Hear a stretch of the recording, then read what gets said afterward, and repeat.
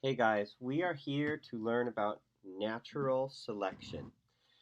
And natural selection is when you have a parent or parent organisms and they reproduce. They breed, they have babies or offspring, which in this case are synonyms. And then nature selects some of these offspring, these babies, to live and some to die. And when I say nature selects, nature's not out thinking about which organism should live and die.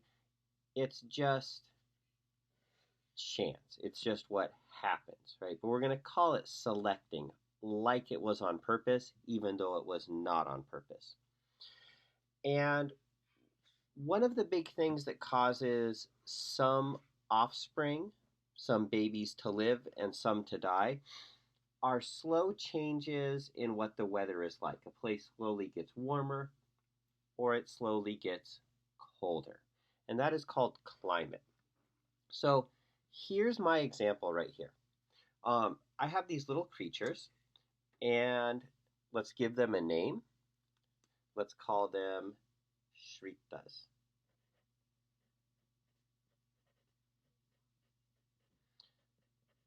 So I've got these Shritas, and they reproduce sexually, right? Sexual reproduction is when you have a male and female, and they will share their DNA to reproduce. So here's these Shritas, and they reproduce. And in this particular litter of offspring, they have one, two, three, four, five, six, seven, eight offspring. Now, for most animals, when you have a lot of offspring or babies, your death rate is almost 100%. Almost all of them would die. So if you have two bunnies that have little baby bunnies, and let's say they have 15, you're looking at 13, 14 sometimes that will die. If you look at some insects and fish that can give birth to hundreds, thousands of eggs, almost every single one will be eaten, will not grow up. Organisms that have fewer babies like humans, we really take care of our offspring, right? We have one, two, three, four, five, usually not many more than that offspring, and we really take care of them, and most of them survive.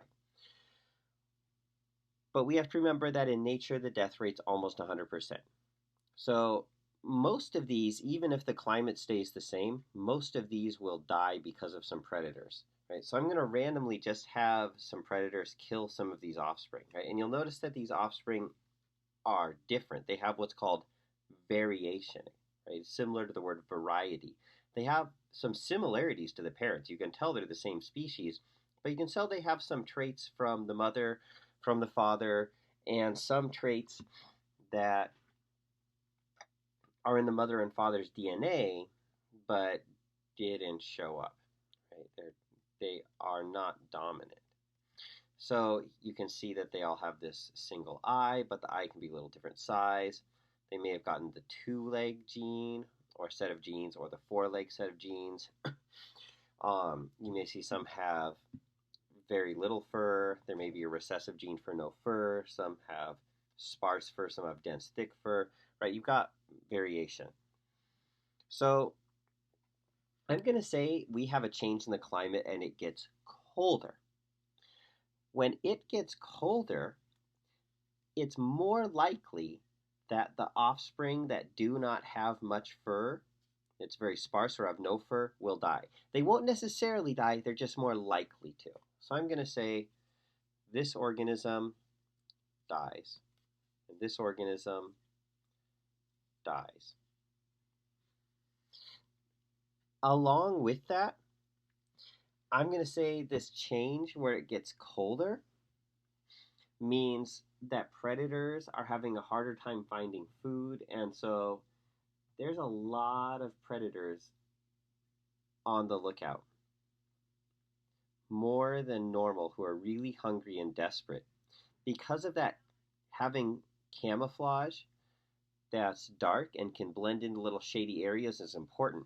These bright red and yellow fur, bright red and orange fur colors that might attract mates and have other uses are no longer worth it. There's just too much risk of predation.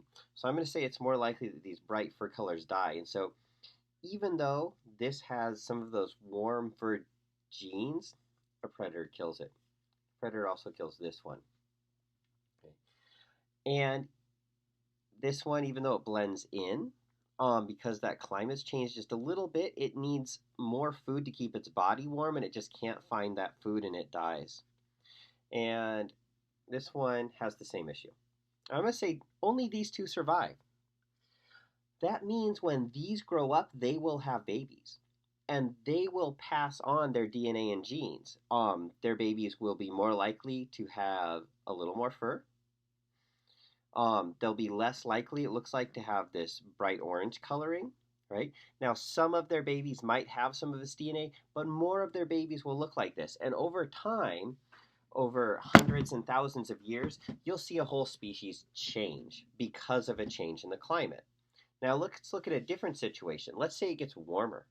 All of a sudden, there's a lot more food that's growing, but as it's warmer, and there's more organisms who are able to eat all that food, there's a lot more competition. And all of a sudden, you don't want that big body size. You want a small body that doesn't need a lot of food. You don't need much fur. All of a sudden, it's okay to not be totally camouflaged and to have a bright color that might attract a mate. And so now that it gets warmer, I'm going to say this organism dies. Getting food to grow all this food is not productive. It has this big, huge body. I'm going to say this organism also dies, same reasons. I'm going to say that this organism lives, but it has a lot of trouble attracting a mate. It doesn't have these bright, exciting colors, and it never has babies of its own. Its DNA doesn't get passed on. I'm going to say this baby, because of all the energy needed to get that fur and how it keeps it too hot, dies. And I'm going to say just randomly, even though this one has that small body size and everything, it's going to die too. Just it had bad luck and a predator found it and killed it. This has this big body size, trouble getting food, and so we're left with these. And so as the climate gets warmer, we're going to tend to get these smaller bodies, we're going to tend to get less fur, and these brighter colors. And you'll see that in a tropical rainforest. So over time, you might see this species change completely, even more than this. The number of legs change, the size of the brain could change, they might move into the trees, they might do other things, right? And it's all because nature is selecting who lives and who dies. Now, we have to remember it's not just true of animals, it's true of plants, it's true of bacteria, anything. We have these two parent organisms right here. They fertilized each other, shared their DNA, and you'll see the offspring have variation. They have traits from the mother and father's DNA. And let's say that you have a climate that gets a lot warmer, lots more plants can grow, and it's hard for plants to get up into the light. You have all these big trees and different things, and so you need something with a big, thick stem that can grow high and get to the sunlight. This survives. This offspring that's a little lower and bushier on the ground dies. This offspring that's kind of vine-like and can climb up on top of other trees survives. This one dies. Right?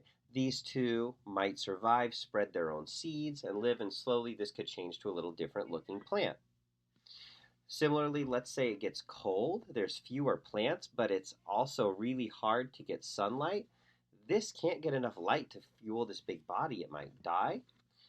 This more spread out plant that has all these branches with flowers might die. This one right here might not get enough sunlight to fuel all these flowers, or maybe it's having trouble finding pollinators, the bugs, specifically bees and things that come and pollinate these flowers, can't get there, it dies. This is the only one that survives, right? And slowly you could change from a plant that looks like this to this over generations of natural selection.